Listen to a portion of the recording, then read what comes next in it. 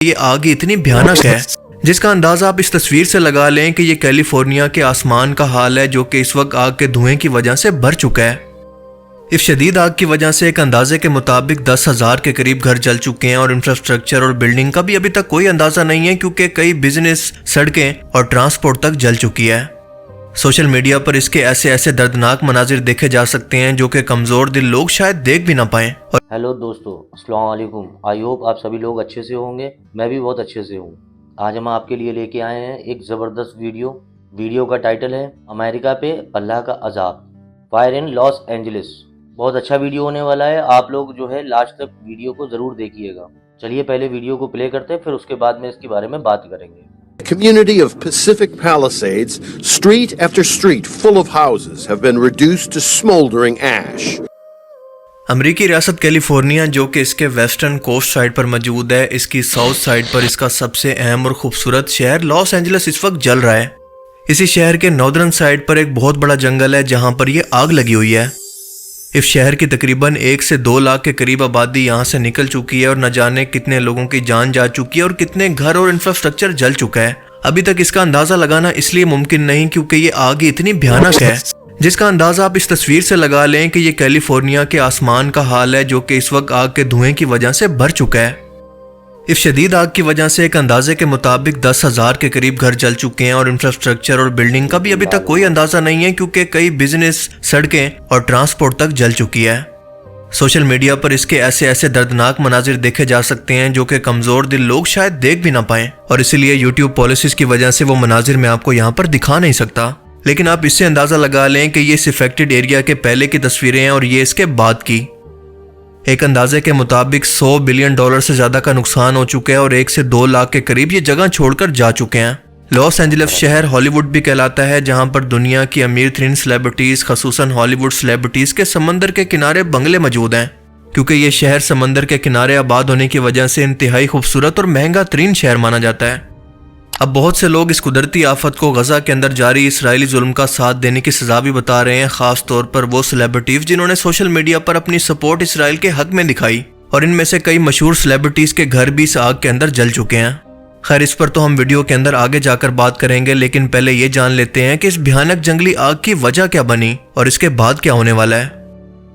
Los Angeles کی اس wild fire کی وجہ سمجھنے سے پہلے اس علاقے کی جغرافی کو سمجھنا انتہائی ضروری ہے۔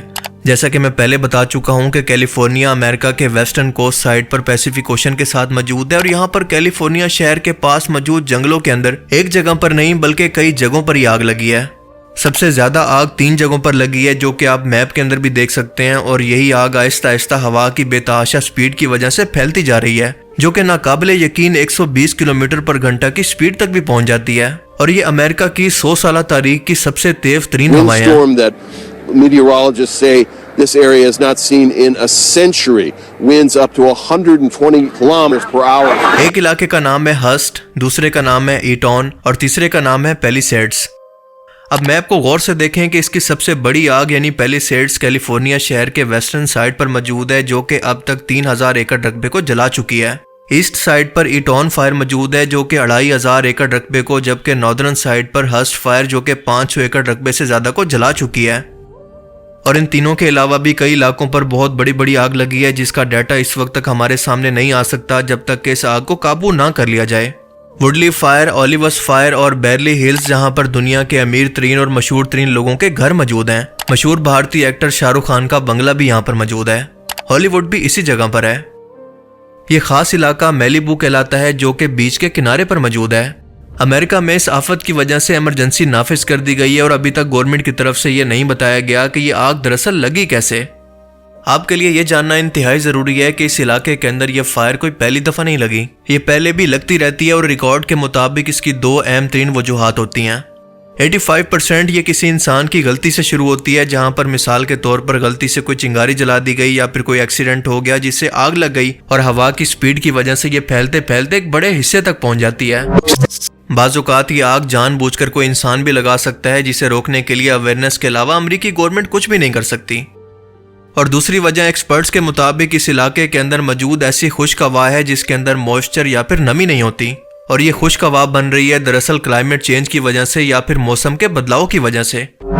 اب ان دونوں کی وجہ سے ہوتا کیا ہے کہ خشک ہوا کی موجودگی کی وجہ سے اور کلائمیٹ چینج کی وجہ سے جب ٹیمپریچر بڑھتا ہے تو چھوٹی سی انگاری بھی پوری آگ کے اندر بدل جاتی ہے۔ قدرتی طور پر بننے والی اس خشک ہوا کو کہتے ہیں سینتا آنا۔ آئیں ذرا اس کو ڈیٹیل میں سمجھتے ہیں۔ یہ ہے کیلیفورنیا اور یہ ہے اس کے ساتھ لگنے والا علاقہ گریٹ بیسن، جو کہ ایک پہاڑی علاقہ ہے۔ اس گریٹ بیسن کے ایک طرف تو بڑے پہاڑ یہاں پر اس طرف سے موجود ہیں تو دوسری سائڈ سے اس کا پہاڑی سلسلہ کیلیفورنیا شہر کی طرف موجود ہے جس کو کہتے ہیں سیرا نواڈا رینج۔ اب ہوتا یہ ہے کہ ہوا جب ان دو پہاڑی سلسلوں کے بیچ میں سے گزرتی ہے تو اس کا پریشر بڑھ جاتا ہے اور آپ سبھی لوگ جانتے ہیں کہ ہوا ہمیشہ زیادہ پریشر سے کم کی طرف جاتی ہے اور اسی لیے یہ ہوا یہاں سے نکل کر کیلیفورنیا شہر کی طرف بڑھتی ہے جہاں پر ہوا کا پریشر کم ہے اور اسی ہوا کو ہم کہتے ہیں سینٹا آنا، جو کہ بہت ہی خشک ہوتی ہے۔ جب یہ ہوا کیلیفورنیا کی طرف آتی ہے تو اس کے اندر نمی نہیں ہوتی اور 20% سے بھی کم نمی رکھتی ہے۔ اب اسی خشک ہوا کی وجہ سے کیلیفورنیا کے جنگلات کو بھی نمی نہیں مل پاتی تو یہ خشک ہونا شروع ہو جاتے ہیں، اور جب ان زیادہ تر خشک جنگل کے اندر کوئی آگ لگتی ہے تو یہ چھوٹی سی چنگاری بھی خشک جنگل کے اندر پھیل کر ایک جنگلی آگ کے اندر بدل جاتی ہے، اور سونے پہ سہاگا کہ یہاں پر چلنے والی تیز ترین ہوائیں اس کو دور دور کے علاقوں تک پھیلانے کا کام کرتی ہیں۔ ویسے تو یہ آگ ہر سال ہی یہاں پر لگتی ہے لیکن کلائمیٹ چینج کی وجہ سے اس کی تعداد مسلسل بڑھتی جا رہی ہے۔ اس سینیریو کے اندر کلائمیٹ چینج کا مطلب ہے کہ ہوا کے اندر موجود زہریلی گیسز کی وجہ سے اس علاقے کا ٹیمپریچر بھی مسلسل بڑھ رہا ہے۔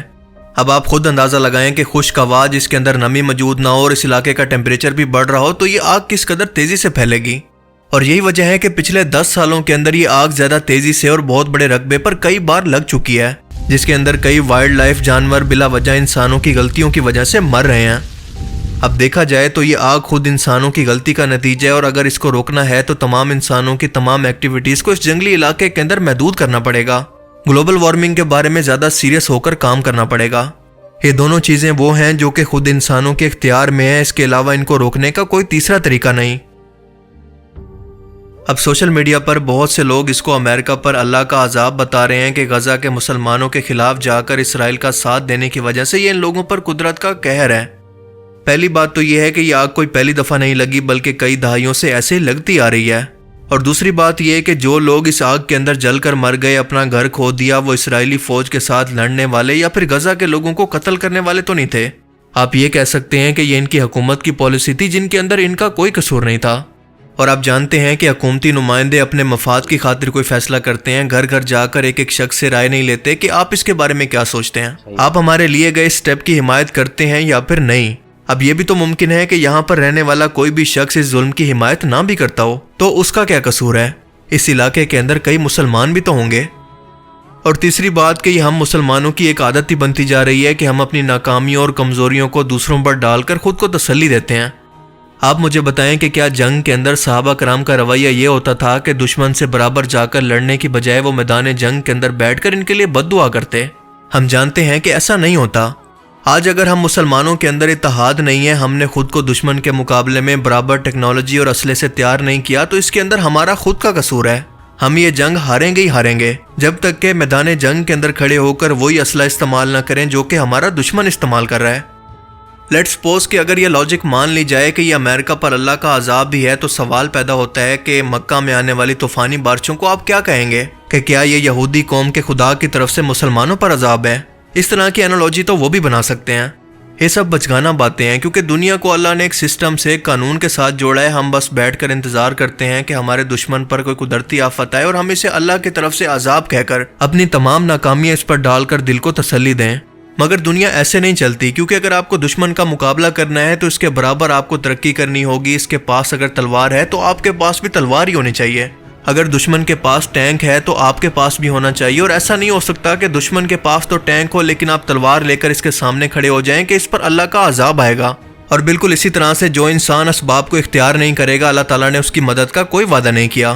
لہٰذا اپنی غلطیاں مان کر ان سے سیکھ کر خود کی اصلاح کرنے کی بجائے ہماری ناکامیوں کا ملبہ قدرتی آفت پر ڈال دینا بہت بڑی بے وقوفی ہے، کیونکہ جب تک ہم اپنی غلطیوں کو مانیں گے نہیں، بھلا اس کی اصلاح کرنے کی کوشش ہی کیوں کریں گے؟